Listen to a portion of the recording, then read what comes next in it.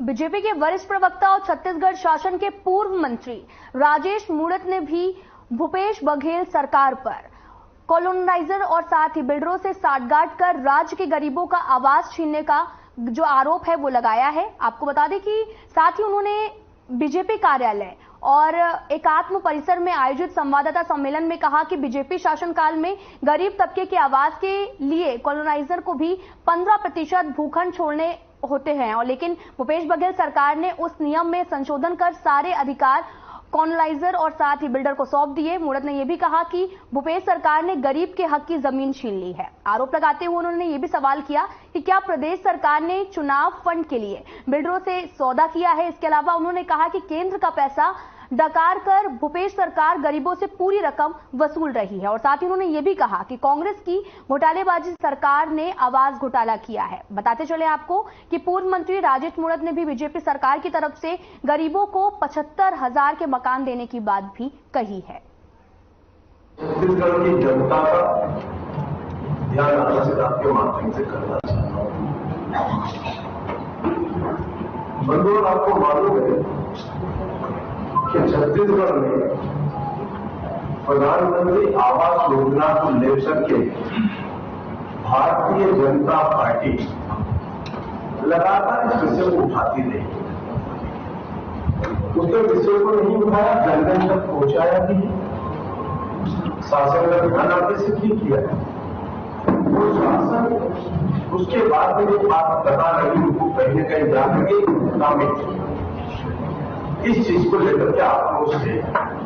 तो फिर प्रधानमंत्री आवास योजना के साथ में छत्तीसगढ़ की सरकार ने स्वयं अपनी योजना प्रारंभ करने की योजना की घोषणा की। करेंगे, हम ये करेंगे, वो करेंगे और एक चुनावी प्रयत्न था। अगर सरकार की नीयत सही है, वो सरकार की सोच सही है, गरीब परिवार को उसका अपने को छत तो आपके सामने दो विषय महत्वपूर्ण रखा। एक पहला विषय मध्य प्रदेश के जमाने से चल रहा हुआ आ रहा है कानून। और कानून में इस चीज का प्रावधान है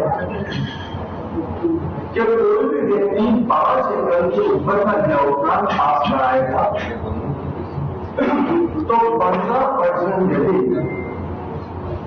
गरीब परिवार को बीएसयूपी के लिए आरक्षित करेगा। यह कानून की पूरे देश में चर्चा हुई और पूरे देश में धीरे धीरे जो केंद्र सरकार में उस समय की मंत्री और जो आज कांग्रेस पार्टी की छत्तीसगढ़ की प्रभारी समितियां थी, उसने उसकी तारीफ की और उन्होंने अपने उस समय के आवास परिवहन मंत्री रहते हुए पूरे देश के सर्कुलर निकाला।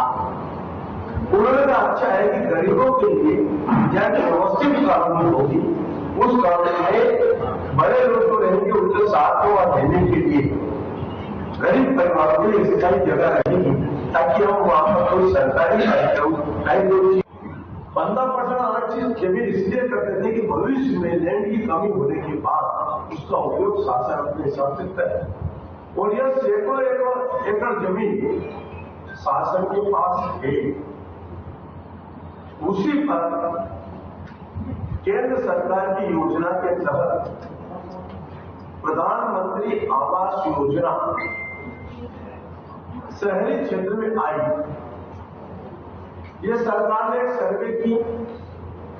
सर्वे करने के बाद में बस्ती ये कहां कौन सी जगह है, किस किस बिल्डर की जगह है, वहां पर बीएसयूपी के मकान बना करके उन गरीब परिवार को देना।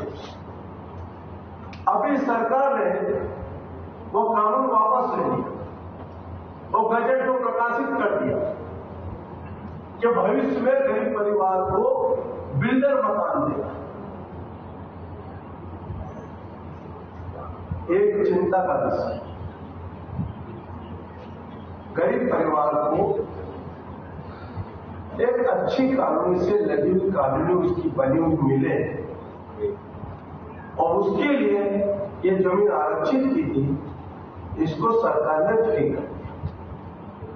अभी किसको ऑर्गेनाइज करने के लिए ये आपके हमारे सबके सामने एक बात प्रस्तुत के लिए जब प्रभारी संध्या जी स्वयं इस चीज को आज बनी वो केंद्रीय मंत्री थी और उसने तारीफ करके इसको राष्ट्रीय स्तर पर कहा।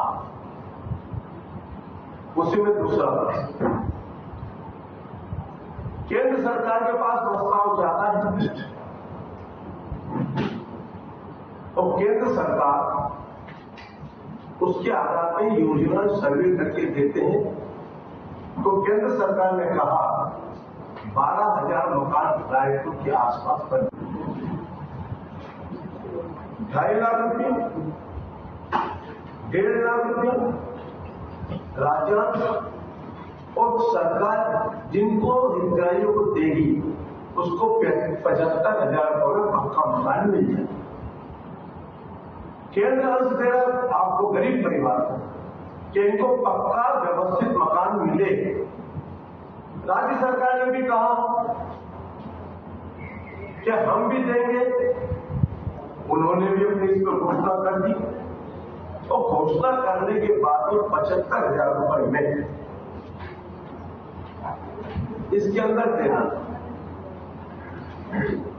अब क्या हुआ, यही मकान जो बने हुए हैं वो केंद्र और राज्य, केंद्र का पैसा तो रख ही लिया, राज्य को भी डिलीट कर दिया और 4,25,000 रुपये में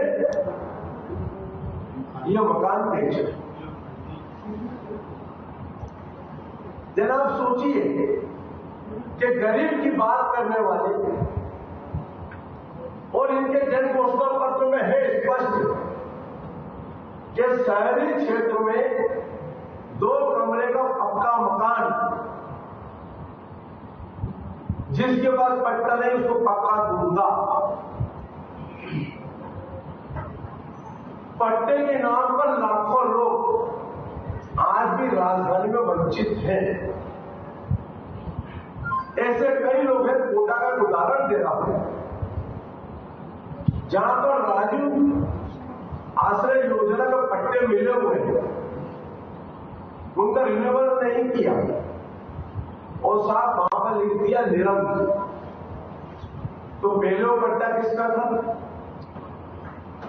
अभी जो पट्टों का वितरण हुआ अस्थायी पट्टा 3 साल, यह कभी नहीं होता है। एक सर्वे होता है, सर्वे के अंदर कौन से खसरे नंबर पर कौन व्यक्ति वहां पर अतिक्रमित मान लो या कौन स्थापित है, कितने स्क्वायर फीट में है, उसका स्पष्ट सर्वे होता है और उसके बाद में राजस्व विभाग को जमीन का वह देखता है कि जमीन किसमें है।